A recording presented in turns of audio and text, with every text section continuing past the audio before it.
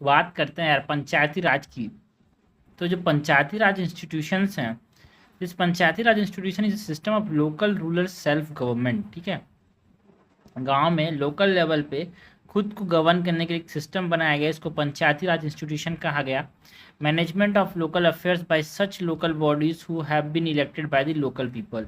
ठीक है, local people जिन इलेक्टेड बॉडीज को बनाए उनके द्वारा यहाँ पे लोकल अफेयर्स को मैनेज करना इस called Panchayati Raj institution. And इसको कॉन्स्टिट्यूशनलाइज किया गया, कॉन्स्टिट्यूशनल स्टेटस मिला through the 73rd constitutional amendment of 1992। And जो 7th शेड्यूल है ना, जहाँ पे जो एंट्री नंबर फिफ्थ एंट्री है स्टेट लिस्ट के अंदर, that deals with the local government. मतलब जो 7th शेड्यूल के अंदर एक सेंट्रल लिस्ट है, एक स्टेट लिस्ट है, कंकरेंट लिस्ट है, इसमें पंचायती राज जो है वो स्टेट लिस्ट में आता है भाई। ठीक है, एंड जो 73rd कॉन्स्टिट्यूशनल अमेंडमेंट था, it mandated 3 tier structure with Panchayati Raj. ठीक है, मतलब पंचायत लेवल में यहाँ पे 3 टायर स्ट्रक्चर होगा, यहाँ पे एक डिस्ट्रिक्ट लेवल पे, एक ब्लॉक लेवल पे, एक विलेज लेवल पे। ग्रास रूट डेमोक्रेसी पाने का एम रखता है पंचायती राज इंस्टीट्यूशन।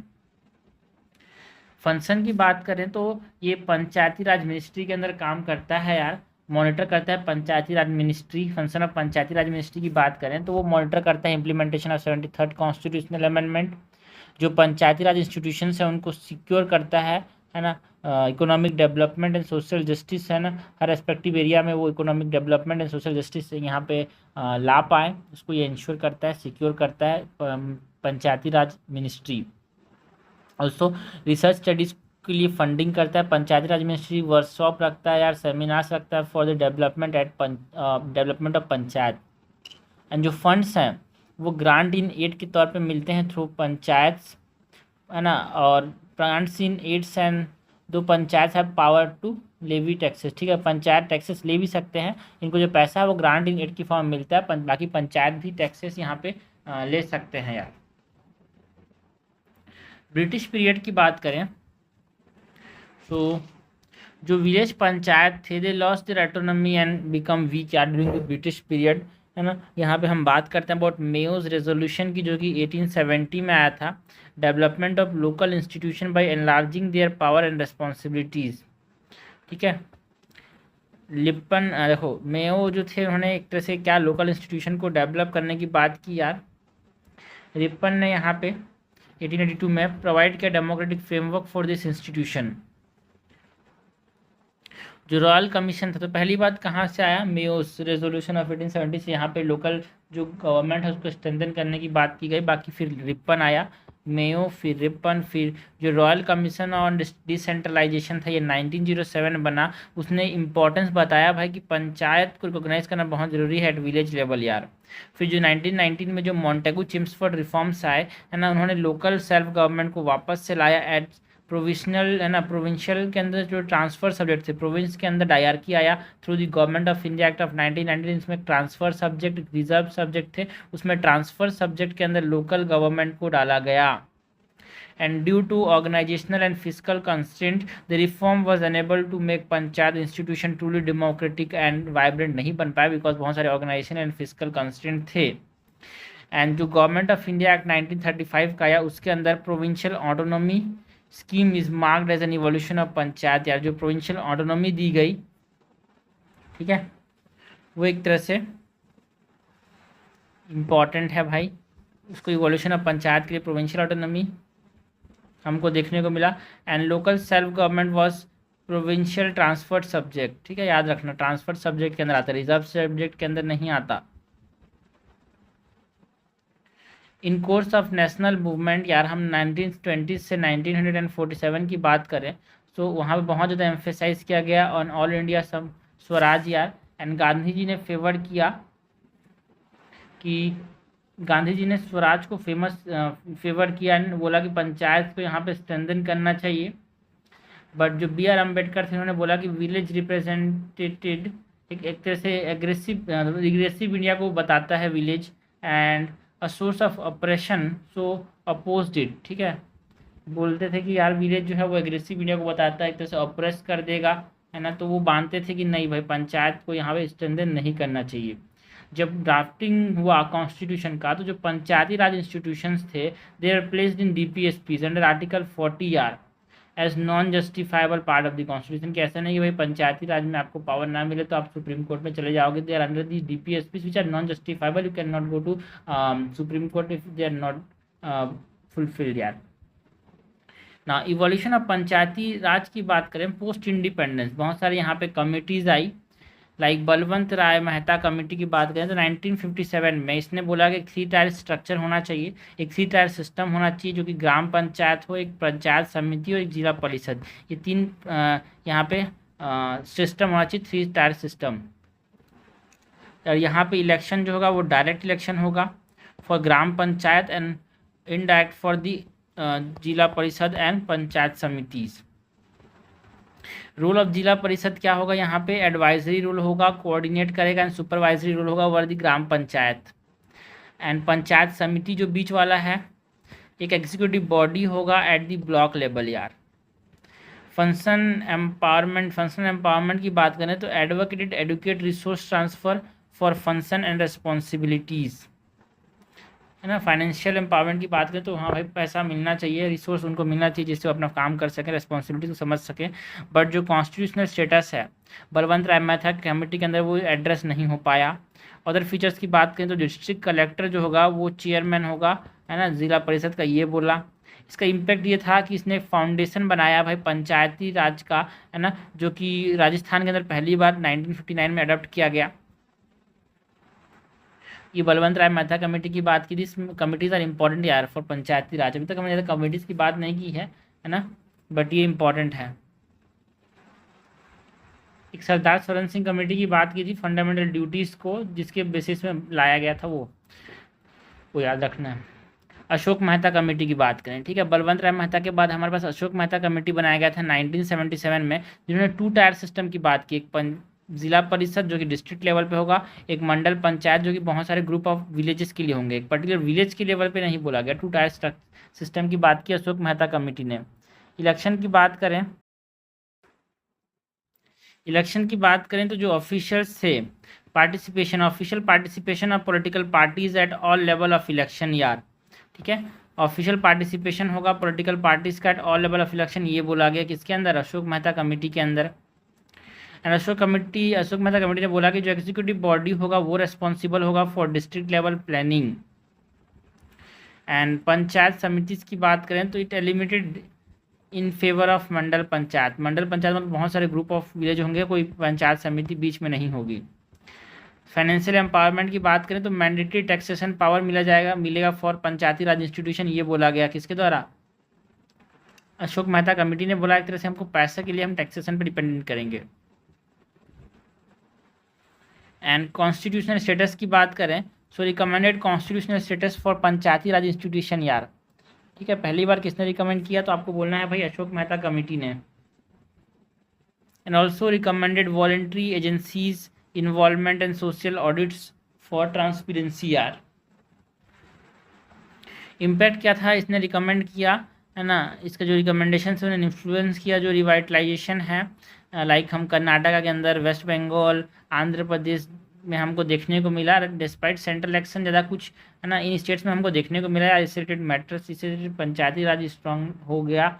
कलकत्ता, बंगाल, आंध्र प्रदेश में पहली बार तो राजस्थान है भाई, पहली बार जो पंचायती राज का जो लेट फाउंडेशन था वो हमको राजस्थान में देखने को मिला। नाउ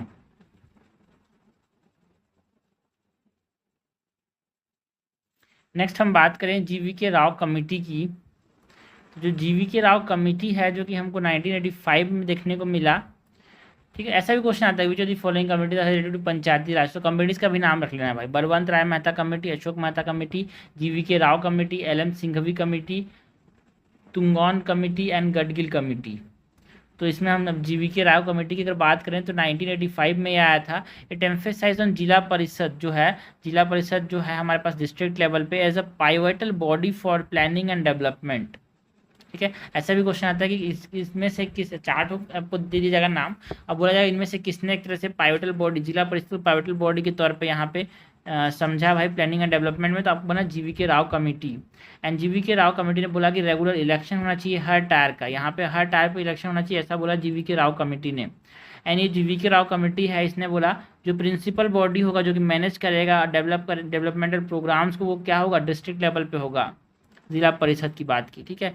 पंचायत समिति की बात करें तो इन्होंने रोल असाइन किए in planning, implementation and monitoring of rural development programme, ठीक है। पंचायत समिति ने जो था यहाँ पे पंचायत समिति की बात की गई, इनका इंपॉर्टेंट रोल है ऐसा बोला गया। फाइनेंशियल एम्पावरमेंट में कोई स्पेसिफिकली यहाँ पे एम्फेसिस नहीं किया गया था, है ना। कॉन्स्टिट्यूशन स्टेटस पे नॉट एड्रेस, यार पहली बार एड्रेस किसने किया था, यहाँ पे अशोक मेहता कमेटी ने। अदर फीचर्स की बात करें तो it propose the district development commissioner as the CEO, chief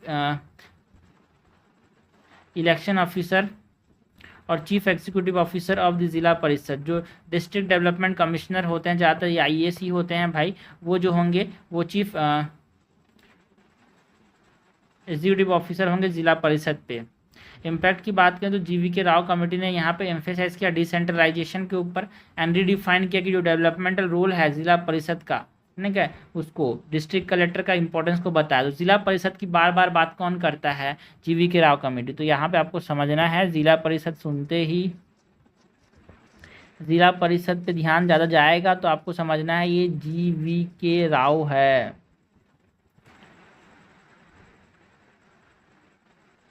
next हम बात करें LM सिंघवी कमेटी की।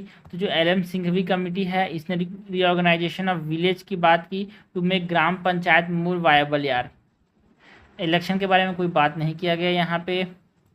एंड रोल ऑफ जिला परिषद की बात करें तो इसने एडवोकेट किया कि कॉन्स्टिट्यूशनल रिकॉग्नाइजेशन मिलना चाहिए, जिला परिषद को स्ट्रेंथन करना है अपने को, मतलब कॉन्स्टिट्यूशनल रिकॉग्नाइजेशन मिलना चाहिए। स्ट्रेंथन करने के लिए पंचायती राज को, पंचायत समिति की बात करें तो एम्फेसाइज किया gram sabha as a direct democratic body. यार पंचायत समिति ने जो ग्राम सभा जो कि कहाँ पे होंगे, विलेज लेवल पे होंगे, उनको एक डायरेक्ट डेमोक्रेटिक बॉडी के तौर पे आइडेंटिफाई किया उसके रोल को। एंड फाइनेंशियल एम्पावरमेंट की बात करें under the LM Singhvi committee, तो इन्होंने more financial resource for village panchayat को मिलना चाहिए ऐसा बोला। कॉन्स्टिट्यूशनल स्टेटस के अंदर यहाँ पे स्ट्रांगली रिकमेंड किया कि कॉन्स्टिट्यूशनल रिकॉग्नाइजेशन मिलना चाहिए, एक न्यू चैप्टर ऐड करना है अपने कॉन्स्टिट्यूशन में, इसके बारे में बताया भाई LM सिंघवी कमेटी ने। Other features of LM Singhvi committee की बात करें तो उन्होंने एम्फेसाइज किया the role of judicial tribunal for resolving panchayati raj related dispute, ठीक है। And pave the way for constitutional recognition of Panchayati Raj institution. ये हमने बात की अबाउट LM सिंघवी कमेटी। 1992 में यहाँ पे 73rd कॉन्स्टिट्यूशनल अमेंडमेंट आया, जिससे इसको क्या मिला, पंचायती राज को कॉन्स्टिट्यूशनल स्टेटस मिला। उससे पहले सब कमिटीज़ जो थे इन्होंने इंपॉर्टेंस बताया था, उसके बारे में हम बात कर रहे हैं। नेक्स्ट ये LM सिंघवी कमेटी के बाद जो था थुंगॉन कमेटी। थुंगॉन कमेटी जो था वो 1988 में आया था। इसने भी एक तरह से 3 टायर स्ट्रक्चर के बारे में बात की। 3 टायर सिस्टम होना चाहिए with panchayat at the village level, block level and district level. Panchayat at village level, block level and district level. So इसने एक फिक्स टेन्योर 5 ईयर का बताया for maximum supersession period of 6 month, ठीक है। इलेक्शन होना चाहिए 5 साल के लिए, और एक सुपरसेशन मतलब 2 इलेक्शन के बीच में टाइम गैप बच जाए तो 6 महीने का होना चाहिए, ये बोला किसने, थुंगॉन कमेटी ने। यानी थुंगॉन कमेटी ने proof of Panchayati raj system की बात की। यार मतलब pivot of Panchayati raj system जो है, ये बोला जो प्लानिंग एंड डेवलपमेंट एजेंसी है डिस्ट्रिक्ट लेवल पे, वो है ये इसके पिवट, जो नोक हैं जिसके ऊपर ये चलेगी, पूरी धुरी है ये। एंड ऑल्सो ये जो थुंगॉन कमेटी, इसने फोकस किया on its coordination role with the 3 tier system. यार जो डेवलपमेंट वाले जो है डेवलपमेंट एंड प्लानिंग एजेंसी का, उनका क्या इंपॉर्टेंस है वो बताया। पंचायत समिति इसका क्या कोऑर्डिनेशन रोल होना चाहिए बोला। एंड फाइनेंशियल एम्पावरमेंट की बात करें तो state finance commission recommended for devolution of finance, ये बोला कि स्टेट फाइनेंस कमीशन जो है वो बताया कितना पैसा मिलना चाहिए, ऐसा थुंगॉन कमेटी ने बोला। कॉन्स्टिट्यूशनल स्टेटस की बात करें, थुंगॉन कमेटी ने एडवोकेट किया for constitutional recognition and incorporation of detailed subjects in the constitution, ठीक है। तो 2 जगह हैं जहाँ पे देखो, पहला जो था बलवंत राय मेहता एंड तीसरा जो था वो था LM Singhvi, sorry GVK Rao. उसमें यहाँ पे कॉन्स्टिट्यूशनल स्टेटस को एड्रेस नहीं किया गया था।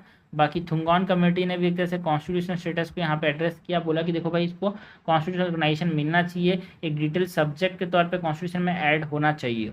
अदर फीचर्स की बात करें तो यहाँ पे जो ये थुंगान कमेटी इसने रिकमेंड किया रिजर्वेशन ऑफ सीट्स फॉर एससीज एंड एसटीज यार। तो पहली बार रिजर्वेशन ऑफ सीट्स के बारे में किसने बोला भाई? थुंगान कमेटी ने। एससीज एसटीज एंड वुमेन्स के रिजर्वेशन होना चाहिए, किसने बोला? थुंगान कमेटी ने। And also provided a detail framework for constitutional status planning and reservation in पंचायती राज के लिए डिटेल फ्रेमवर्क बताया भाई, किसने? थुंगान कमेटी ने। एंड लास्टली जो है that is Gadgil committee. Gadgil committee भी इंपॉर्टेंट है। गडगिल कमेटी ने भी बोला, क्या बोला? थ्री टायर सिस्टम होना चाहिए भाई, with panchayat at the village level, block level and district level. Direct election होना चाहिए हर लेवल पे। तो डायरेक्ट इलेक्शन वाली बात की हमारे पास यहाँ पे, यहाँ पे, यहाँ पे। And responsible for socio economic development, जो जिला परिषद है डिस्ट्रिक्ट लेवल पे, वो सोशियो इकोनॉमिक डेवलपमेंट के लिए प्लानिंग एंड इम्प्लीमेंटेशन के लिए रेस्पॉन्सिबल होगा, ये बोला भाई गडगिल कमेटी ने। एंड गडगिल कमेटी ने जो पंचायत समिति है बीच में ब्लॉक लेवल पे, उनको एक तरह से थ्री टायर स्ट्रक्चर में इनका भी एक तरह से अलाइंड स्ट्रक्चर है भाई, वो हमने देखा। फाइनेंशियल एम्पावरमेंट की बात करें तो इसने बोला कि टैक्सेशन पावर मिलना चाहिए पंचायत को। And establishment of state finance commission, जो कि इनको पैसा मिले, पैसा दे। एंड कॉन्स्टिट्यूशनल स्टेटस के अंदर यहाँ पे बोला कि इनको कॉन्स्टिट्यूशनल स्टेटस मिलना चाहिए फॉर पंचायती राज इंस्टीट्यूशंस यार। एंड अदर फीचर्स में इन्होंने रिकमेंड किया कि स्टेट इलेक्शन कमीशन जो होगा वो क्या कराएगा? पंचायत का इलेक्शन कराएगा। And form the basis of the 73rd constitutional amendment of 1992। तो याद रखना, विच of the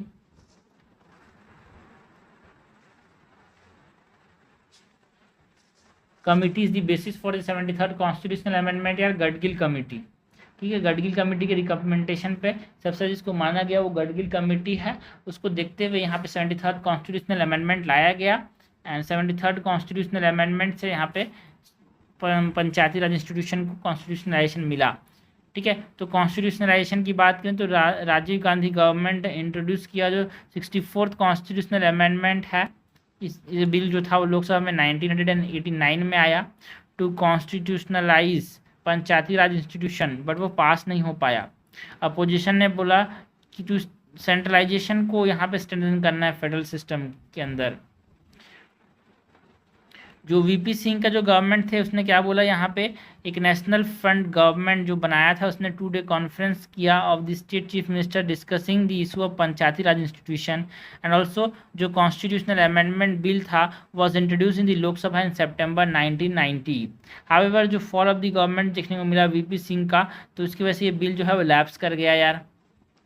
end lastly Narasimha Rao committee ने जो 64th कॉन्स्टिट्यूशनल अमेंडमेंट बिल लाया था वो एक तरह से एमर्ज हुआ as 73rd constitutional amendment act of 1992 and came into force in 24 April 1993। 73rd constitutional amendment act of 1992 की सिग्निफिकेंस क्या है? इसने part 9 to the constitution add किया, जिसके अंदर 11 शेड्यूल, ठीक है, new part 9 to the constitution 11 schedule बनाया गया, जिसके अंदर 29 फंक्शनल आइटम्स थे ऑफ द पंचायत। यानी जो पार्ट 9 है, सो आपको दो चीज़ें याद रखनी है यहाँ पे, part 9 and 11 schedule, this both are related to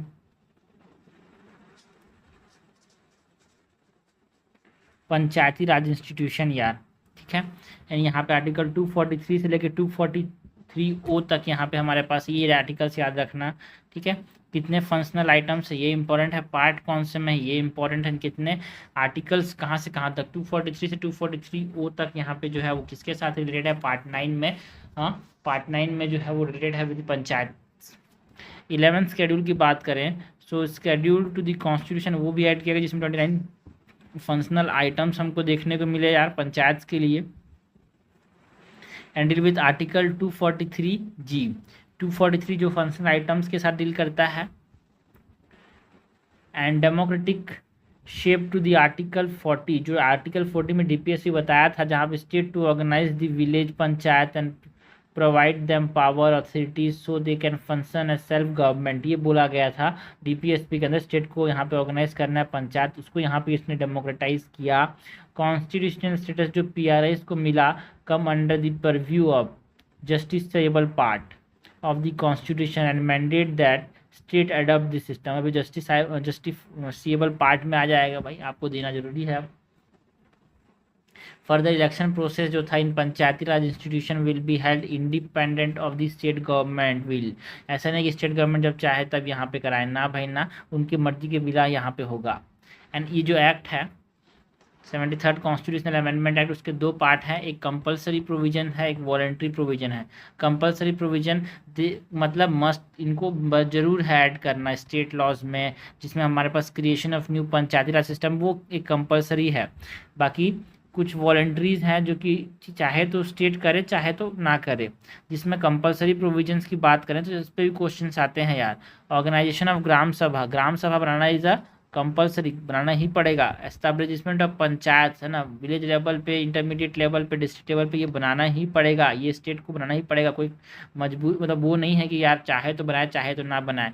and direct election होगा to the all seats of the panchayat, ठीक है। कभी कभी ग्राम पंचायत के इलेक्शन, कभी जिला परिषद के लिए, कभी पंचायत समिति के लिए डायरेक्ट इलेक्शन होगा। And indirect election to the post of chairperson of the panchayat at the intermediate and district level. जो इंटरमीडिएट एंड डिस्ट्रिक्ट लेवल है उसके ऊपर जो हमने इलेक्ट किए हैं इसके मेंबर्स, वो मिलके इसके जो चेयरपर्सन है उसको यहाँ पे इनडायरेक्टली इलेक्ट करेंगे। And voting rights of the chairperson and other members of the panchayat, ये भी हमारे पास एक कंपलसरी प्रोविजन है, उनको वोटिंग राइट मिलना चाहिए। And 21 year to be the minimum age for contesting election at panchayat, ठीक है। पंचायत में इलेक्शन कंटेस्ट करना है, वहाँ पे खड़े होना है, तो आपको मिनिमम की एज कितनी चाहिए, 21 ईयर, ठीक है। लोकसभा के लिए 25 ईयर्स था, स्टेट लेजिस्लेटिव असेंबली के लिए भी 25 ईयर्स था, राज्यसभा के लिए 30 ईयर्स था, स्टेट लेजिस्लेटिव काउंसिल के लिए 30 ईयर्स था, गवर्नर के लिए 35 ईयर्स था। यहाँ पे ये जो पंचायत है उसके लिए 21 ईयर है। रिजर्वेशन ऑफ सीट्स मिलने चाहिए, बोथ मेंबर्स एंड चेयरपर्सन दोनों जगह रिजर्वेशन होगा। फॉर एससीज एंड एसटीज इसकी बात की गई, तो यहाँ पे चेयरपर्सन एंड मेंबर्स दोनों के लिए है। रिजर्वेशन ऑफ 2/3 सीट्स, यहाँ पे वुमेन का देखो भाई, कहीं और वुमेन के रिजर्वेशन के बारे में बात नहीं की गई है, बट पंचायत के अंदर वुमेन रिजर्वेशन की बात की गई है, देना 6, 2/3 सीट्स, सॉरी 1/3, यहाँ पे 33% अराउंड। एंड फिक्स टेन्योर होगा 5 ईयर्स। ये जो पंचायत है ना, पंचायत का होल्डिंग फ्रेश इलेक्शन है विद इन 6 मंथ, 5 साल खत्म होता है उसके 6 महीने के अंदर यहाँ पे नए इलेक्शन होना चाहिए, है ना। And establishment of state election commission for conducting election, ये 243 के क्या बोलता है भाई, आर्टिकल जो कि डील करता है विद पंचायत के इलेक्शन के साथ। उसने बोला कि स्टेट इलेक्शन कमीशन जो होगा वो बनाया जाएगा, जो कि क्या करेगा, पंचायत इलेक्शन करेगा। बिकॉज जो स्टेट लेजिस्लेटिव असेंबलीज हैं, स्टेट लेजिस्लेटिव काउंसिल्स हैं, उसके लिए इलेक्शन कौन कराता है, स्टेट लेजिस्लेटिव काउंसिल ज़्यादा इंडायरेक्ट होते हैं। बट हाँ, स्टेट लेजिस्लेटिव असेंबली का इलेक्शन स्टेट इलेक्शन कमीशन नहीं कराता भाई, स्टेट लेजिस्लेटिव असेंबली का इलेक्शन जो है वो इलेक्शन कमीशन कराता है, याद रखना। And also state finance commission constitute करना होगा after every 5 year to review the financial position of the panchayat, जो कि कहाँ बोला गया है 243I। तो ये फाइनेंशियल, फाइनेंस में यहाँ पे क्या आता है, आई, सो उसका यहाँ पे आई ले लेना है। एंड स्टेट इलेक्शन कमीशन बनाना है, स्टेट इलेक्शन कमीशन। सो कमीशन में क्या आता है, C फॉर K। तो इस प्रकार से याद रखना भाई, ये सब छोटे छोटे क्वेश्चन हमको देखने को मिलते हैं इस तरह से। अब यूपीएससी थोड़ा डेप्थ में क्वेश्चन पूछने लगी, पहले ऐसे नहीं पूछती थी, बट अब देखने को मिला कि ये कौन से पार्ट में है, वो कौन से पार्ट में, सभी पूछने लगी है यूपीएससी, ठीक है। तो ये हमने बात की अबाउट दी कंपलसरी प्रोविजन, ये सब कराने, ये सब होने ही चाहिए। बाकी ग्राम सभा बनाए, ठीक है, उसको पावर एंड फंक्शन दें, वो डिस्क्रिशनरी पावर है, वॉलंटरी पावर है, कितना देना है। And determine the manner of election of the chairperson का मैनर कैसे होगा, ये स्टेट के डिस्क्रिशन के ऊपर है, ठीक है, चाहे तो करे चाहे तो ना करे। And giving representation to the chairperson of the village panchayat in the intermediate panchayat, और in case of state not having intermediate panchayat, ठीक है। तो विलेज पंचायत को यहाँ पे स्टेट के अंदर यहाँ पे रिप्रेजेंटेशन देना भी एक तरह से, जो चेयरपर्सन उसको रिप्रेजेंटेशन देना भी एक वॉलंटरी प्रोविजन है स्टेट का। Giving representation to the chairperson of the intermediate panchayat in the district panchayat, ठीक है। तो वो भी एक तरह से क्या है, जो विलेज पंचायत वाला है, नीचे में यहाँ पे इंटरमीडिएट लेवल पे जिला परिषद है, मतलब जिला बोलता हूँ, पंचायत समितिज है, तो उसमें जो मेंबर्स हैं इंटरमीडिएट लेवल पे, उसको भी डिस्ट्रिक्ट पंचायत में रिप्रेजेंटेशन देना, ये भी एक वॉलंटरी प्रोविजन है। Also giving representation of the members of the parliament and the state legislature इन पंचायत, इनको यहाँ पे पंचायत में रिप्रेजेंट करना, ये भी वॉलंटरी प्रोविजन है यार। Providing reservation of seats for backward classes, देखो भाई वुमेन के लिए, एसटीज एंड एससीज के लिए देना is a compulsory provision, but backward classes के लिए रिजर्वेशन देना in panchayat at any level, है ना। Granting power and authority to the panchayat to enable them to function as an institution of local self government, ये is a, ये क्या है, एक वॉलंटरी प्रोविजन है यार। स्टेट चाहे तो दे, चाहे तो ना दे। एंड जो devolution of power and responsibilities upon panchayat to prepare plan for economic development and social justice, है ना, ये भी उनको पावर दे, रिस्पॉन्सिबिलिटीज दे, जिससे वो economic development and social justice के लिए प्लान बना पाएँ, है ना। एंड ये सब जो है 29 जो आइटम्स हैं उसके ऊपर 11 शेड्यूल के अंदर जो नियम बना है वो भी एक तरह से पावर देना भी एक तरह से वॉलंटरी प्रोविजन है। फाइनेंशियल पावर देना भी इज अ वॉलंटरी प्रोविजन यार, पैसा कलेक्ट करने के लिए। स्टेट फाइनेंस कमीशन बनाना, इलेक्शन कमीशन बनाना, ये जरूरी है, ये कंपलसरी है। फाइनेंशियल पावर देना, है ना, ये भी एक तरह से वॉलंटरी प्रोविजन है। assigning to a panchayat the taxes, duties, tolls and fees, है ना, मतलब पंचायत टैक्सेस कलेक्ट कर पाए, ड्यूटीज, टोल्स, फीस कलेक्ट कर पाए, ये पावर देना भी उनको एक तरह से वॉलंटरी प्रोविजन है। ग्रांट इन एड, पंचायत को देना from the concert fund of the state and collected by the state government, वो भी एक तरह से वॉलंटरी प्रोविजन है। Providing for the constitution of fund for credibility, है ना, providing for the constitution of funds for crediting all money of the panchayat, ठीक है, एक फंड बनाना जिसमें सारा पैसा पंचायत के पास जाएगा, ये भी एक तरह से वॉलंटरी प्रोविजन है। स्टेट चाहे तो बनाए, चाहे तो ना बनाए। नाउ एक इम्पॉर्टेंट जो एक्ट है दैट इज पीसा यार, panchayat extension to schedule areas act, जो कि 1996 में आया था, जो कि एक्सटेंशन है इन चीज़ का, शेड्यूल एरियाज में पंचायत का एक्सटेंशन है। पार्ट जो हमारे पास 9 है of the constitution that is relating to panchayat are, है ना, this are not applicable to 5th schedule areas यार, ठीक है। 5th शेड्यूल एरियाज में एप्लीकेबल नहीं था, तो जो 5th शेड्यूल प्रोवाइड करता है for the administration of tribal areas in the states of 10 states in India other than Assam, Mizoram, Tripura,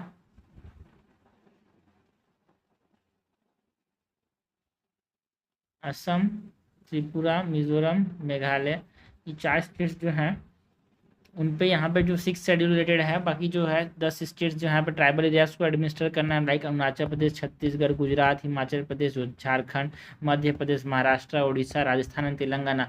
in areas, in states के ट्राइबल एरियाज को एडमिनिस्टर करने के लिए 5th शेड्यूल लाया गया था, बट जो पंचायती राज इंस्टीट्यूशन है वो 5th शेड्यूल पर नहीं लगता था, तो पार्लियामेंट ने इनैक्ट किया provisions of the panchayat extension to the schedule areas act. Schedule areas याद रखना, tribal areas and schedule areas, ठीक है। तो ये शेड्यूल एरियाज की बात करता है, popularly known as the PESA act. तो इसके अंदर प्रोविजन ऑफ द एक्ट की बात करें तो इसने एक तरह से इन consonance with the compulsory laws, social and religious practice and traditional management practice of community reserve, sorry, हमारे पास जो इसने बोला कि हमारे पास जो कस्टमरीज लॉ रहेंगे, सोशल एंड रिलीजियस प्रैक्टिस होंगी, उस हिसाब से ट्राइबल मैनेजमेंट प्रैक्टिस जो होंगे उस हिसाब से कम्युनिटी अपने आप को गवर्न करेंगे। ग्राम सभा बनाया गया यार, टू जो कि यहाँ पे लोग रहेंगे, उसने included in the electoral rules for the panchayat at the village level. Also certification of utilisation of funds for the plan, programme and project, ये किसके पास होगा, ग्राम सभा। तो ग्राम सभा को स्ट्रेंथन किया गया, याद रखना भाई, gram sabha strengthening in the PESA act. And certification of utilisation of funds जो है, जो कि किसके लिए, प्रोग्राम्स, प्लान्स एंड प्रोजेक्ट्स के लिए किसके मिलेगा, ग्राम सभा को मिलेगा। And the reservation of seats, the reservation of seats in the schedule areas in every panchayat shall be in proportion to the population of the communities यार, ठीक है। कितना रिजर्वेशन होगा वो उनकी पॉपुलेशन पे डिपेंड करेगा। एंड ट्राइबल मेंबर्स जो हैं वो नॉमिनेट किए जाएंगे स्टेट गवर्नमेंट के द्वारा। तो ये हमने बात की अबाउट दी पीसा एक्ट की। Finance of the panchayati raj की बात करें तो panchayat in our country receive funds in the following way. पैसा कहाँ से मिलता है भाई? जो ग्रांट मिलता है यूनियन गवर्नमेंट के द्वारा based on the recommendation of this central finance commission, जो कि 280 के अंदर आर्टिकल हर 5 साल में बनता है, उसके अंदर जो ग्रांट्स मिलते हैं यूनियन गवर्नमेंट से वो वहाँ से पैसा लेते हैं स्टेट जो पंचायती राज इंस्टीट्यूशन है। ऑल्सो लोन या फिर ग्रांट ले सकते हैं भाई वो स्टेट गवर्नमेंट से, ठीक है, वहाँ से पैसा मिलता है पंचायती राज इंस्टीट्यूशन को। And specific allocations under centrally sponsored schemes and additional central assistance जो मिलता है कुछ प्रोग्राम्स से, तो वहाँ से पैसा मिलता है। एंड इंटरनल रिसोर्स जनरेशन कर सकते हैं through tax and non tax system यार। एंड डिवोल्यूशन मिलता है स्टेट से, स्टेट गवर्नमेंट से कुछ मिलता है based on recommendation of the state finance commission. हमने बताया भाई state finance commission under article finance में आई आ रहा है, तो अंडर आर्टिकल 243 जो कि रिलेटेड है किसके साथ? पंचायती राज इंस्टीट्यूशन के साथ। 243 I is related to the devolution of fund by the state government, ठीक है। तो ये हमने बात की अबाउट व्हाट, हमने बात की about the Panchayati Raj 73rd constitutional amendment. Next बात करते हैं अबाउट द म्यूनसिपैलिटीज़ की। नेक्स्ट हम बात करते हैं अबाउट द म्यूनसिपैलिटीज़ की। तो म्यूनसिपैलिटीज़ के अंदर हम बात करें स्टेट के अंदर, देखो भाई अर्बन में सेल्फ गवर्निंग बॉडी कौन है? 74th कॉन्स्टिट्यूशनल अमेंडमेंट एक्ट से म्यूनसिपैलिटीज़ आए। रूरल एरियाज़ में सेल्फ गवर्निंग बॉडी कौन है? 73rd कॉन्स्टिट्यूशनल अमेंडमेंट से यहाँ पे विलेज पंचायत से आए। सो यहाँ पे हम बात करेंगे about the 74th constitutional amendment which is dealing with municipalities की।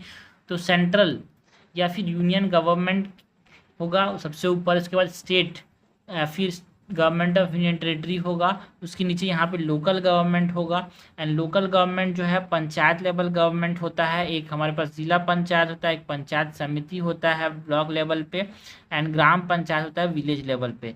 एंड म्यूनसिपल लेवल गवर्नमेंट की बात करें तो देखो भाई म्यूनसिपल लेवल गवर्नमेंट में हमारे पास म्यूनसिपल कॉरपोरेशंस होते हैं, म्यूनसिपल काउंसिल्स होते हैं एंड नगर पंचायत होते हैं, ठीक है। Nagar panchayat is something that is related to municipality, है ना। ये 74th कॉन्स्टिट्यूशनल अमेंडमेंट से आए। तो नगर नगर लोग सोचते हैं कि नहीं भाई ये म्यूनसिपैलिटीज नहीं, ये पंचायत के साथ रिलेटेड होगा। No, nagar panchayat is something that is related with the municipal level government यार, बड़े सिटीज़ के साथ रिलेटेड है।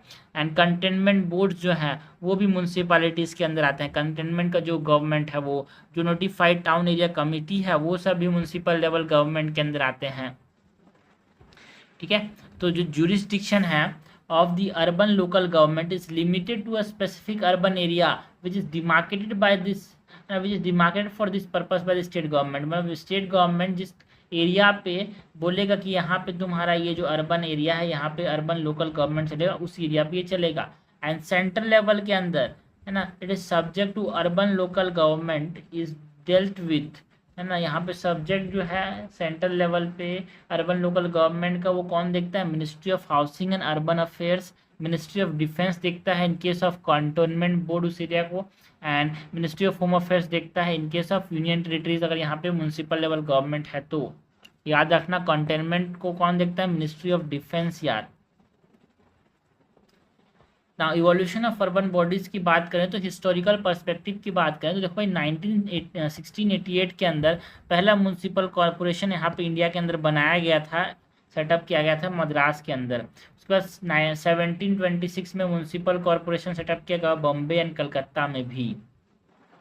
जो लॉर्ड मेयो थे जिनको एक तरह से father of local self government बोलते हैं, तो लॉर्ड मेयो रेजोल्यूशन जो है 1870 के अंदर आया था ऑन फाइनेंशियल डिसेंट्रलाइजेशन। इन्होंने विजुअलाइज किया the development of local self government institution, ठीक है। फाइनेंशियल डिसेंट्रलाइजेशन करेंगे, ठीक है, तो क्या उसके लिए हमको जरूरत है कि लोकल सेल्फ गवर्नमेंट बने। उसके बाद लॉर्ड रिपन रेजोल्यूशन जो आया था 1882 के अंदर, यहाँ पे जिसको हम क्या बोलते हैं? Lord Ripon resolution is called as the Magna Carta of local self government यार। तो आपसे ये पूछा जाएगा कि Magna Carta of local self government in India कौन है? तो Lord Ripon resolution in 1882।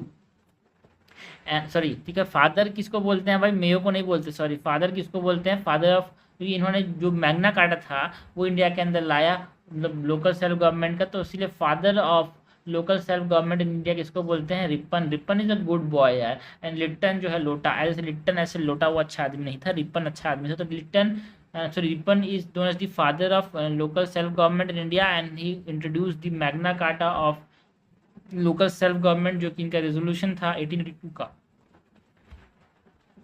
Next हमारे पास रॉयल कमीशन ऑन डिसेंट्रलाइजेशन आया यार, है ना। जो रॉयल कमीशन ऑन डिसेंट्रलाइजेशन है, सबका अपॉइंट किया गया 1907 में अपॉइंट किया गया था, एंड इसने अपना रिपोर्ट जो है 1909 में सबमिट किया, है ना।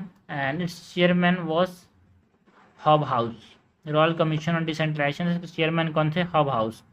एंड नेक्स्ट जो डायरेक्टल स्कीम जो कि इंट्रोड्यूस किया गया, dyarchy at the provincial level, यहाँ पे ट्रांसफर्ड एंड रिजर्व सब्जेक्ट्स थे। Government of India act of 1919, जिसको हम मॉन्टेगू चेम्सफोर्ड रिफॉर्म बोलते हैं, वहाँ पे लोकल सेल्फ गवर्नमेंट के लिए यहाँ पे बात की गई, जो कि ट्रांसफर्ड सब्जेक्ट के अंदर था भाई local self government, under the charge of responsible Indian minister के अंदर ये होगा। एंड इन 1924 जो कॉन्टेनमेंट एक्ट था वो पास किया गया सेंट्रल लेजिस्लेशन से, है ना। एंड जो गवर्नमेंट ऑफ इंडिया एक्ट है 1935 में, वहाँ पे प्रोविंशियल ऑटोनॉमी स्कीम दिया गया, ठीक है। प्रोविंशियल ऑटोनॉमी ये जो था वो हमको देखने को मिला। सो प्रोविंशियल ऑटोनॉमी जो था वो कब आया बोले तो गवर्नमेंट ऑफ इंडिया एक्ट 1935 में, जिसने इंट्रोड्यूस किया गया, जिसने यहाँ पे लोकल सेल्फ गवर्नमेंट को डिक्लेयर किया गया as a provincial subject, state subject. Next अगर हम कॉन्स्टिट्यूशनलाइजेशन की बात करें, तो जो राजीव गांधी गवर्नमेंट थे उन्होंने इंट्रोड्यूस किया 65th कॉन्स्टिट्यूशनल अमेंडमेंट बिल, जो कि जिसको नगर पालिका बिल बोला। वो लोकसभा में तो पास हो गया, बाकी राज्यसभा में पास नहीं हो पाया। वीपी सिंह का गवर्नमेंट जो था इट रिवाइज जो नगर पालिका बिल है उसको इंट्रोड्यूस किया, बट लोकसभा डिसॉल्व होने की वजह से चला गया।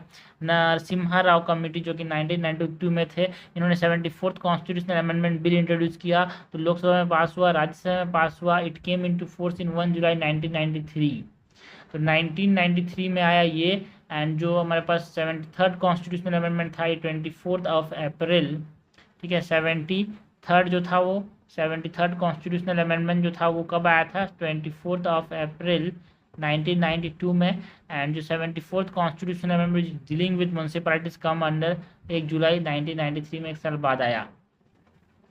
तो ये 1993 में आया ना, ठीक है। लेकिन इसको पास हुआ था 1992 में, सीरीज को बोलते हैं 74th अमेंडमेंट एक्ट ऑफ 1992। तो इसने ऐड किया part 9 A.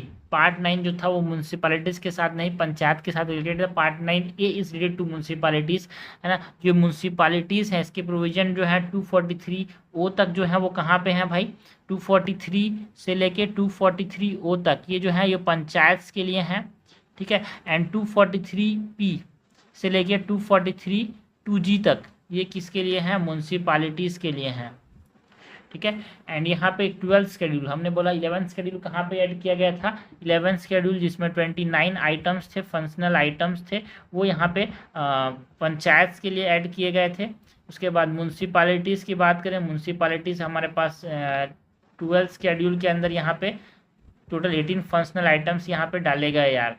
And it deals with article 243W। जो 12th शेड्यूल है जिसमें 18 फंक्शनल आइटम्स हमको देखने को मिले, वो आर्टिकल 243W के साथ डील करता है। जहाँ पे वहाँ पे जो था 929 यहाँ पे जो आइटम्स थे वो 243 वहाँ पे 243 ओ के साथ रिलेटेड था, ठीक है। ये 18 के बाद जो 29 फंक्शनल आइटम्स हैं इन पंचायत, वो है 243 ओ के साथ रिलेटेड, ठीक है भाई। एंड यहाँ पे हमने जो बोला कि देखो 74th कॉन्स्टिट्यूशनल अमेंडमेंट था, the act give constitutional status to the municipalities. इसका एम क्या था? स्ट्रेंथनिंग करना है, रिवाइटलाइज करना है अर्बन गवर्नमेंट को, so that they can function effectively as the unit of local government. Salient features of the municipal 74th constitutional amendment या फिर टाइप्स ऑफ म्यूनसिपैलिटीज़ की यहाँ पे हम बात करें तो एक नगर पंचायत होगा जो कि ट्रांजिशनल एरिया में, मतलब बड़े शहर से छोटे शहर के बीच में नगर पंचायत होता है। म्यूनसिपल काउंसिल जो कि स्मॉलर अर्बन एरियाज पे होता है। एंड म्यूनसिपल कॉर्पोरेशन लाइक बड़े urban areas like Bombay municipal corporation, Madras municipal corporation, इस प्रकार से। कंपोजिशन ऑफ आर्टिकल 243, कंपोजिशन की बात करें म्यूनसिपैलिटी की, जो कि 243 आर जो है वो रिलेटेड है इसके साथ। And all members of the municipality shall be elected directly by the people of municipal area through territorial constituency, जिसको हम वार्ड बोलते हैं। उस वार्ड से यहाँ पे डायरेक्ट इलेक्शन होता है म्यूनसिपैलिटी का। And election of chairperson of municipalities, जो म्यूनसिपालिटी के चेयरपर्सन होंगे as a state legislature may determine social representation. ठीक है, election of chairperson of municipality जो है वो स्टेट लेजिस्लेचर डिटरमाइन करेगा एंड सोशल रिप्रेजेंटेशन के बेसिस पे। तो एक पर्सन हैविंग स्पेशल नॉलेज और experience in municipal administration without the right to vote, है ना, इसके पास राइट टू वोट नहीं होता है, उसको यहाँ पे स्टेट लेजिस्लेचर जो है वो सोशल रिप्रेजेंटेशन के तौर पे म्यूनसिपल कॉर्पोरेशन का हेड बनाती है। And member of Lok Sabha and Rajya Sabha जो होते हैं वो यहाँ पे इससे इस्तेमाल किया जा सकता है, यहाँ पे सोशल हेड बना सकते हैं। And member of state legislative assembly, state legislative councils या and person of chairperson of committee जो होते हैं अदर देन वार्ड कमिटी, तो उसको भी यहाँ पे बना सकते हैं।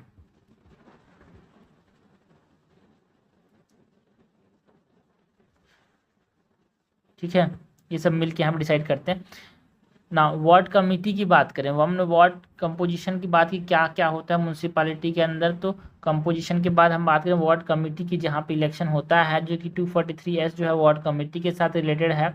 इट कंसिस्ट ऑफ 1 और more wards having population of 3 lakh और मोर। ठीक है, एक वार्ड में कितना होगा, 3 लाख या फिर उससे ज़्यादा होंगे भाई, ये इंपॉर्टेंट है।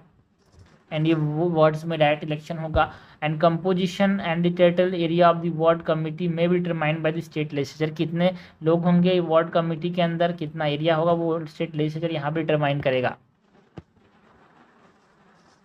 रिजर्वेशन ऑफ सीट्स की बात करें तो यहाँ पे भी 243T के अंदर यहाँ पे रिजर्वेशन ऑफ सीट्स हमको देखने को मिलते हैं। एसटीज एंड एससी का in proportionate to their population, women का भी 1/3 यहाँ पे रिप्रेजेंटेशन है, not less than 1/3 of the total number of seats to be reserve for women, and further not less than 1/3 of the total member of offices of the chairperson at all the level जो होंगे ना। यहाँ पे तो ठीक है, members के साथ साथ चेयरपर्सन के अंदर भी वुमेन का रिजर्वेशन है भाई, ये इंपॉर्टेंट है।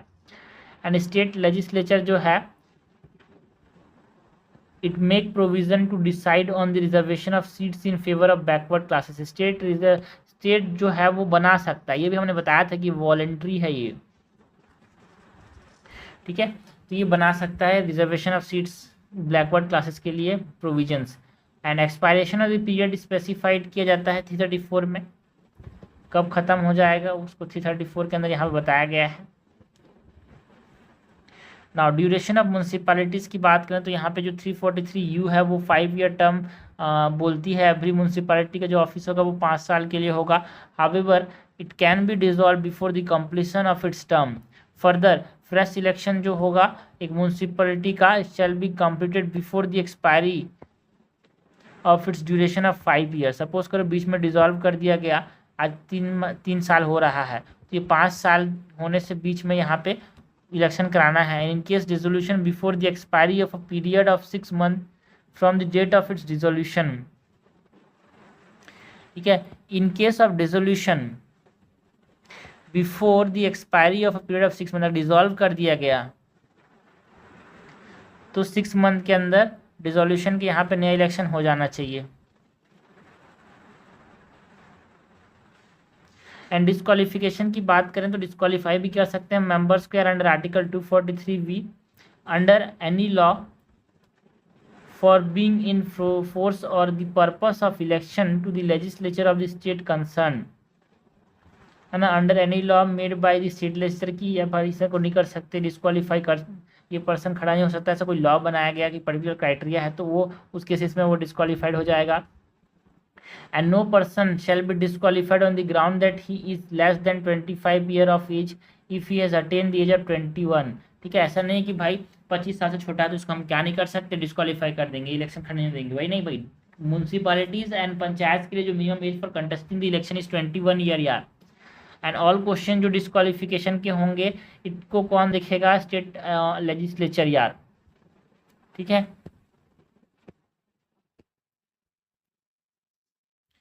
एंड स्टेट इलेक्शन कमीशन की बात करें जो कि यहाँ पे इलेक्शन कराएंगे म्यूनसिपैलिटीज़ के लिए, हर स्टेट में बनाया जाएगा। तो municipalities and Panchayati raj institutions के लिए, पंचायत के लिए इलेक्शन कौन कराता है, स्टेट इलेक्शन कमीशन यार। जो स्टेट लेजिस्लेटिव असेंबली का इलेक्शन होता है वो तो इलेक्शन कमीशन ऑफ इंडिया कराती है। तो जो स्टेट इलेक्शन कमीशन होंगे वो सुपरिटेंडेंस करेंगे, direction and control of the preparation of electoral roll and conduct of all election to the municipality shall be vested in the state election commission. ठीक है, जो कंडक्ट होगा इलेक्शन का वो कौन देखेगा? स्टेट इलेक्शन कमीशन देखेगा। And state legislature may make provision with respect to all matters relating to the election of municipalities. ठीक है, म्यूनसिपालिटीज के साथ जो मैटर्स हैं इलेक्शन के, उसमें कौन नियम बना सकता है? स्टेट लेजिस्लेचर नियम बना सकता है। फाइनेंस की बात करें तो जो स्टेट लेजिस्लेचर है में ऑथराइज द म्यूनसिपैलिटी, जो म्यूनसिपैलिटी पैसा कहाँ से लेगा भाई? वो लेवी कर सकता है, टैक्स कलेक्ट कर सकता है, अप्रोप्रिएशन टैक्स ले सकता है, ड्यूटीज टोल्स एंड फीस वहाँ से वो पैसा ले सकता है। ऑल्सो स्टेट लेजिस्लेचर जो है असाइन करता है म्यूनसिपैलिटी टैक्स को, ड्यूटीज़ को, टोल्स को, फीस जो कि वो कलेक्ट करते हैं स्टेट गवर्नमेंट के द्वारा, वो भी यहाँ पे इसको भी दे सकता है। ठीक है, स्टेट गवर्नमेंट जो कलेक्ट करेगा उसको दे सकता है। ऑल्सो ग्रांट इन एड भी मिलता है भाई, provide for making grant in aid to municipalities for the है ना, कॉन्सर्ट फंड ऑफ इंडिया से पैसा मिले, ऐसा स्टेट लेजिस्लेचर बोल सकता है। वो टैक्स कलेक्ट कर सकता है, ऐसा स्टेट लेजिस्लेचर बोल सकता है। तो स्टेट लेजिस्लेचर बताएगा तभी कलेक्ट कर पाएंगे भाई, अपने मन से नहीं कलेक्ट कर पाएंगे। And provide for the constitution of fund for crediting all money of the municipality. ठीक है, स्टेट लेजिस्लेचर बोलेगा कि तुम एक फंड बनाओ जहाँ पे जितना तुम मनी क्रेडिट करोगे, कलेक्ट करोगे, वो सब इसमें जाएगा। तो ऐसा भी स्टेट लेजिस्लेचर बोलने पे ही बनेगा।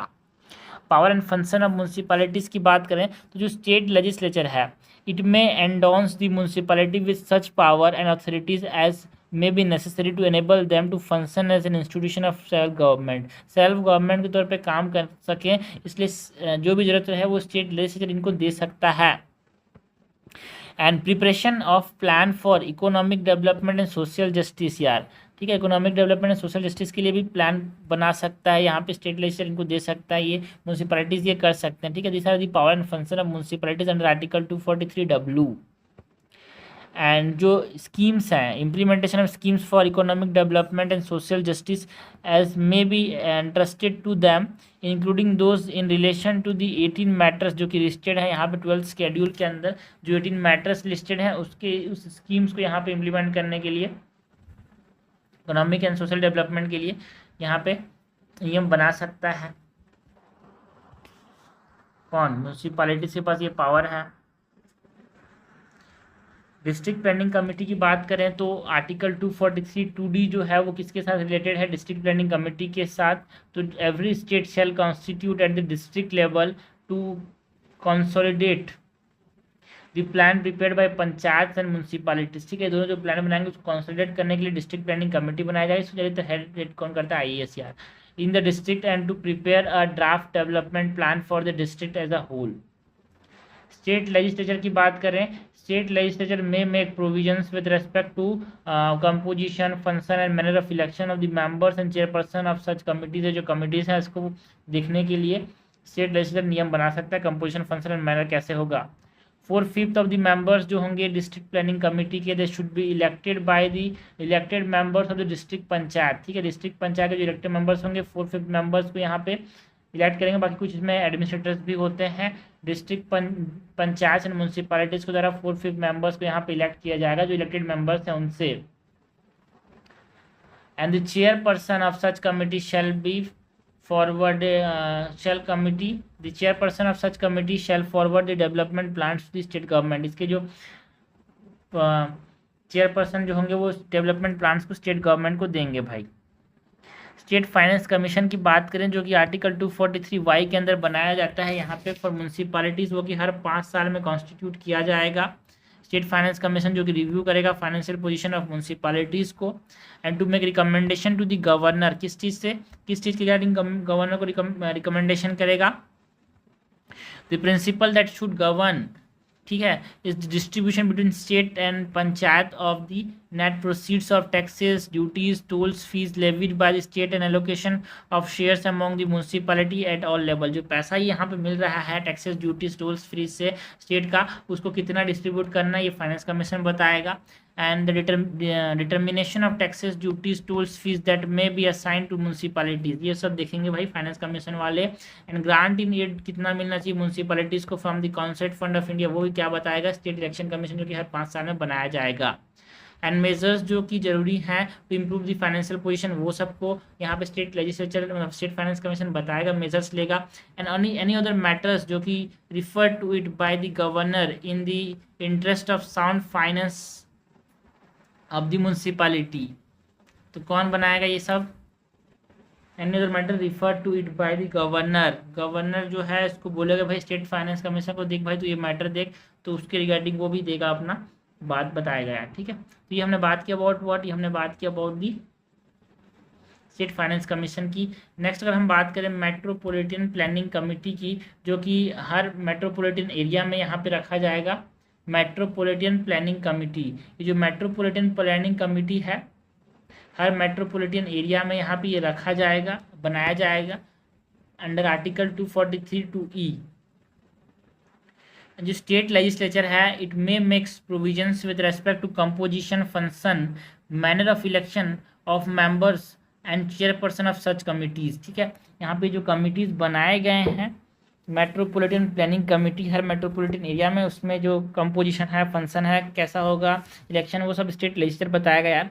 2/3 of the members of the metropolitan planning committee should be elected by the elected members of the municipalities and chairperson of the panchayats in municipality metropolitan area among themselves। ठीक है, chairperson of panchayat in the metropolitan area जो होगा उनमें से ही बनाया जाएगा। Notified area committee की बात करें तो यार created for the administration of fast developing towns. Fast developing towns को एडमिनिस्टर करने के लिए नोटिफाइड एरिया बनाया गया। And a town which does not yet fulfil all conditions necessary for the. देखो भाई म्यूनसिपैलिटी के लिए कंडीशन नहीं है बट फास्ट डेवलपिंग टाउन है, वहाँ पे नोटिफाइड एरिया कमेटी बनाया जाता है।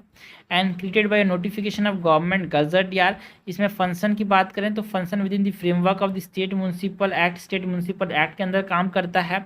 And only those provision of the act apply to it which are notified in the government gazette. Government gazette में जो एक्ट यहाँ पे नोटिफाई किए जाएंगे वही इस स्टेट म्यूनसिपल मतलब यही जो नोटिफाइड एरिया है वहाँ पे लागू होंगे इस कमेटी के अंदर की बात करें तो। एंड एक एंटायरली नॉमिनेटेड बॉडी है भाई, स्टेट गवर्नमेंट नॉमिनेट करते हैं मेंबर्स को। It is neither statutory non an elected body like Jamshedpur notified area committee जो कि 1924 में एस्टाब्लिश किया गया था बिकॉज एक डेवलपिंग वो टाउन था, वहाँ पे गवर्नमेंट ने गैजेट के तौर पे वहाँ पे बनाया। एक होता है town area committee, notified area committee जो कि फास्ट डेवलपिंग टाउन के लिए है। Town area committee it is set up by a separate act of state legislature for small towns semi municipal authorities जो कि यहाँ पे लिमिटेड सिविक फंक्शन है जिनके पास। And it may be only elected और ओनली नॉमिनेटेड और पार्सली इलेक्टेड और पार्सली नॉमिनेटेड यार। ठीक है, यहाँ पे ये जो नोटिफाइड एरिया कमेटी था ये एंटायरली नॉमिनेटेड होता है यार। बाकी जो ये एरिया टाउन एरिया कमेटी है वो नॉमिनेटेड भी हो सकता है, इलेक्टेड भी हो सकता है, फिर पार्सली इलेक्टेड पार्सली नॉमिनेटेड भी हो सकता है। टाइप्स ऑफ अर्बन गवर्नमेंट की बात करें तो पहले तो municipal corporation is a type of urban government यार, जो कि एडमिनिस्ट्रेशन ऑफ बिग सिटीज़ के लिए म्यूनसिपल कॉर्पोरेशन बनाया जाता है। इसके अंदर 3 अथॉरिटीज़ होती हैं, एक काउंसिल होता है जो कि लेजिस्लेटिव विंग है, एक स्टैंडिंग कमेटी है जो कि फैसिलिटेट करता है working of this council, and एक कमिश्नर होता है जो कि चीफ एग्जीक्यूटिव अथॉरिटी होता है यहाँ पे, जिस generally appointed by state government. And generally ये IAS ऑफिसर्स होते हैं, कमिश्नर म्यूनसिपल कमिश्नर बड़े पोस्ट पे होता है, लाइक 7-8 साल कोई IAS ऑफिसर होता है उसके बाद इस पर म्यूनसिपल कमिश्नर बनते हैं यार। And council consists of councillors directly elected by peoples and is headed by a mayor। ठीक है, काउंसिल जो है यहाँ पे ये जो काउंसिल लेजिस्लेटिव विंग जो कि नियम बनाएगा इसमें डायरेक्टली इलेक्टेड पीपल्स होते हैं, एक मेयर होता है यार।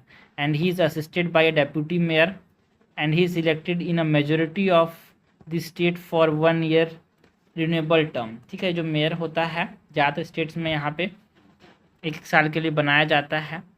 And his main function is to preside over the meeting of the council यार। ठीक है, इलेक्टेड मेंबर्स होते हैं, बाकी एक मेयर होता है। ये हमने बात की अबाउट दी म्यूनसिपल कॉर्पोरेशन की। नाउ म्यूनसिपैलिटी की बात करें for the administration of town and smaller area. सबसे बड़ा जो है म्यूनसिपल कॉर्पोरेशन, छोटा municipality. Towns and smaller area के एडमिनिस्ट्रेशन के लिए म्यूनसिपैलिटी बनाया जाता है।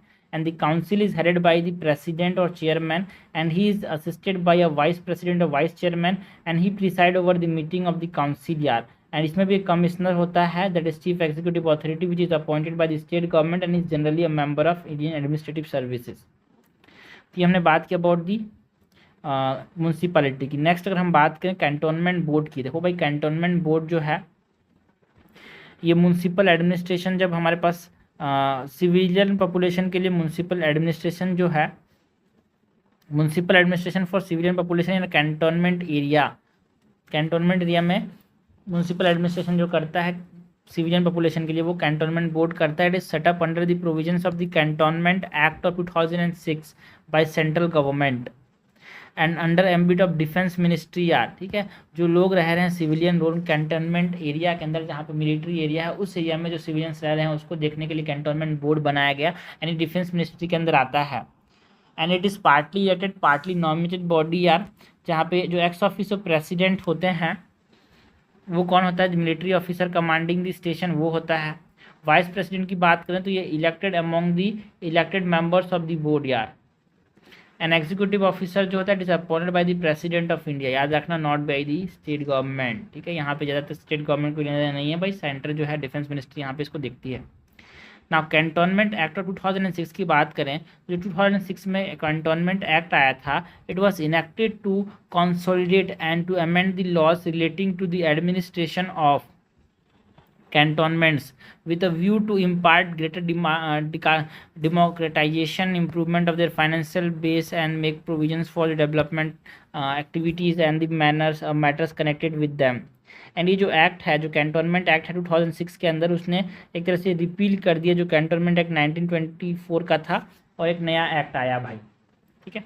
मैंने बात की और कैंटोनमेंट बोर्ड की, कैंटोनमेंट एक्ट की। नेक्स्ट टाउनशिप की बात करें तो टाउनशिप क्या है, it is a type of urban government यार, is established by large public expert enterprises जो है उसको यहाँ पे एस्टेब्लिश करते हैं to provide civic amenities to its staff. जो स्टाफ वहाँ के जो वर्कर्स रहते हैं उस एरिया में, जो कि हाउसिंग कॉलोनीज में रहते हैं, जो कि नियर प्लांट्स जो बनाए जाते हैं, वहाँ पे टाउनशिप देखने को मिलता है यार।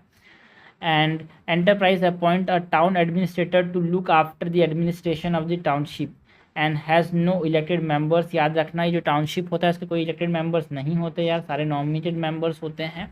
जैसे कि अपने पास कोई भिलाई स्टील प्लांट है तो वहाँ पे हमारे पास ये देखने को मिलता है, ये देखो, है ना, कोई प्लांट है जैसे Jindal steel and power plant है, उस प्रकार से वहाँ पे देखने को मिलता है।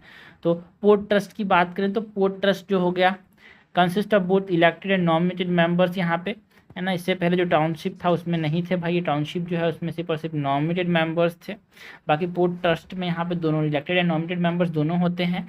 पोर्ट ट्रस्ट क्यों बनाया गया है, to manage and protect the ports and to provide civic amenities created by an act of the parliament that is Kolkata port trust की बात करते हैं यहाँ पे ना। कुछ स्पेशल पर्पस एजेंसीज हैं यार, है ना, टू अंडरटेक डिजिग्नेटेड एक्टिविटीज़ और स्पेसिफिक फंक्शंस इनको बनाया गया है ना। This function are based on,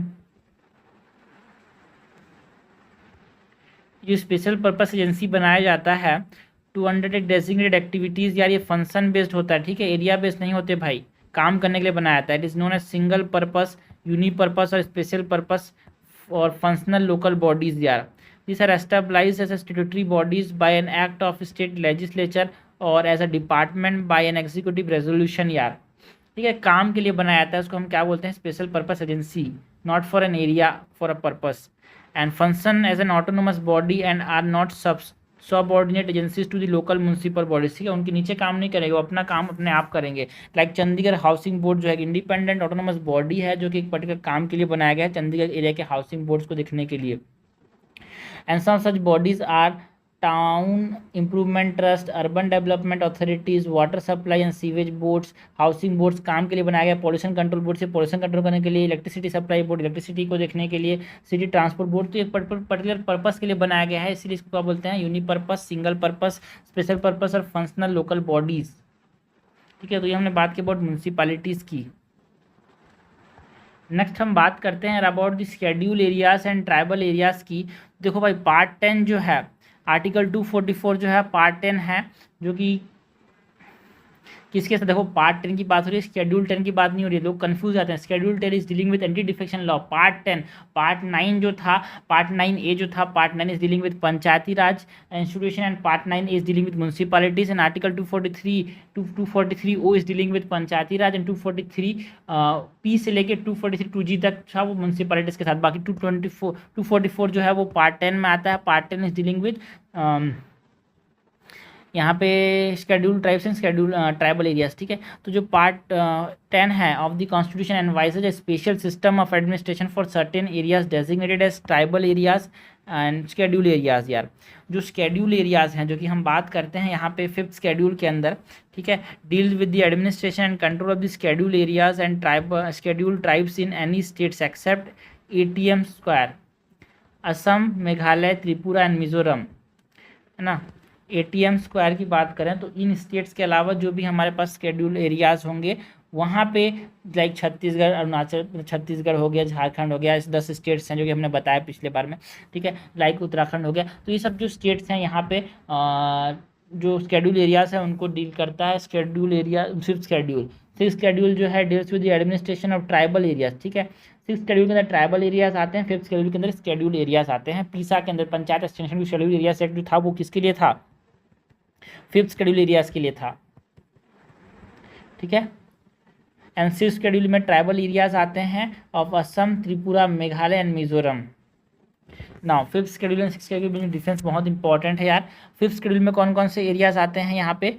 Andhra Pradesh के स्टेट के अंदर एरियाज जो हैं शेड्यूल एरियाज हैं। झारखंड, छत्तीसगढ़, तेलंगाना, उड़ीसा, हिमाचल प्रदेश, महाराष्ट्र, MP, गुजरात एंड राजस्थानी जो 10 स्टेट्स हैं उसके जो शेड्यूल एरियाज हैं वो 5th शेड्यूल के अंदर आते हैं। यहाँ पे पंचायत एक्सटेंशन शेड्यूल एरिया से काम करता है। एंड 6th शेड्यूल कहाँ कहाँ पे एप्लीकेबल है भाई? असम, मेघालय, त्रिपुरा एंड मिजोरम के अंदर। ATM square, Assam, Tripura, Meghalaya and Mizoram. Declare कौन करता है 5th शेड्यूल एरियाज को? प्रेसिडेंट डिक्लेयर करता है। Can declare, increase, alter it's boundary line in consultation with the governor. President जो है शेड्यूल एरियाज के जो बाउंड्री लाइन है उसको गवर्नर कंसल्ट करके यहाँ पे कम कर सकता है, ज़्यादा कर सकता है। एंड जो ये जो 6th शेड्यूल है उसको कौन डिक्लेयर करता है? Governor. Empower to organize reorganize autonomous district, ठीक है। तो याद रखना भाई, लोग सोचेंगे उल्टा, लोग सोचेंगे कि भाई 6th शेड्यूल है बहुत ज़्यादा प्रोटेक्शन है तो प्रेसिडेंट करेगा। ना ना ना ना ना, 6th शेड्यूल में ऑटोनोमस डिस्ट्रिक्ट काउंसिल्स की बात होती है, autonomous district areas, autonomous areas की बात होती है ना। तो वो जो है ADCs, ऑटोनोमस डिस्ट्रिक्ट काउंसिल्स, उसको कौन बढ़ा सकता है? पावर किसको किया गया? गवर्नर को। एग्जीक्यूटिव पावर्स की बात करें तो जो शेड्यूल एरियाज हैं जो कि 5th शेड्यूल के अंदर आते हैं वहाँ पे state executive power extend to this areas, इसमें स्टेट एग्जीक्यूटिव का पावर चलता है। And centre can extend, centre power to extend, है centre extend to giving direction to the state, ठीक है। सेंटर स्टेट को डायरेक्शन दे सकता है, स्टेट जो है इन एरियाज को 5th शेड्यूल एरियाज को डायरेक्शन दे सकते हैं। बट जो ट्राइबल एरियाज होते हैं in the 4 states of Assam, Meghalaya, Mizoram and Tripura, Manipur, sorry, Assam, Tripura, Meghalaya and Mizoram, यहाँ पे क्या होते हैं भाई? ऑटोनोमस डिस्ट्रिक्ट्स होते हैं जिनको खुद ही अपने आप को चलाएंगे। But they do not fall outside the executive authority of the state concern, ठीक है। एग्जीक्यूटिव अथॉरिटी के अंदर आते हैं बट चलाते कौन है? वो जो ऑटोनोमस डिस्ट्रिक्ट एरियाज हैं वो। तो फॉल आउटसाइड बोला जाएगा तो गलत हो जाएगा भाई। एप्लीकेबिलिटी ऑफ लॉ की बात करें सो जो 5th शेड्यूल एरियाज में governor is empowered to direct, governor is empowered to direct that any particular act of parliament or the state legislature does not apply to the scheduled areas or specified, modified and exemption, ठीक है। जो governor के पास ये power है कि कोई भी parliament का कोई नियम या फिर स्टेट लेजिस्लेचर का कोई नियम है वो इन 5th शेड्यूल के जो शेड्यूल एरियाज हैं उनमें नहीं लगेगा। और यहाँ पे 6th शेड्यूल की बात करें जो एक्ट ऑफ द पार्लियामेंट है, स्टेट लेजिस्लेचर है, they do not apply to the autonomous district and autonomous region और apply with specific modification and exemption, ठीक है। डायरेक्टली नहीं आ सकते, नियम बना दिए हैं तो लागू होंगे ऐसा नहीं है। बट अगर 5th शेड्यूल एरिया हो तो नियम बना दिए तो लागू होंगे, गवर्नर उसको एम्पावर कर सकते हैं कि नहीं ये लागू नहीं होगा। So this is retrospect, it is negative concept and it is positive concept. इस प्रकार से ऑटोनॉमी की बात करें तो panchayat extension to schedule areas act जो हमारे पास देखने को मिला है वो 1996 के अंदर जो आया वो इसके लिए है भाई। And greater autonomy is compare to 5th schedule, 6th schedule को ग्रेटर ऑटोनॉमी मिलता है भाई। तो ये हमने बात की about the difference between the schedule and tribal areas. 5th schedule में शेड्यूल एरियाज होते हैं, 6th शेड्यूल में ट्राइबल एरियाज होते हैं। Autonomous district council is related to 6th schedule यार।